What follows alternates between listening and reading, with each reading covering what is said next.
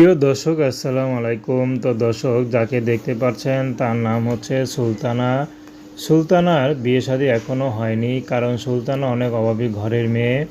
তার মধ্যে সুলতানার বাবা নেই, ঘরে আছে শুধু তার মা। মা আগে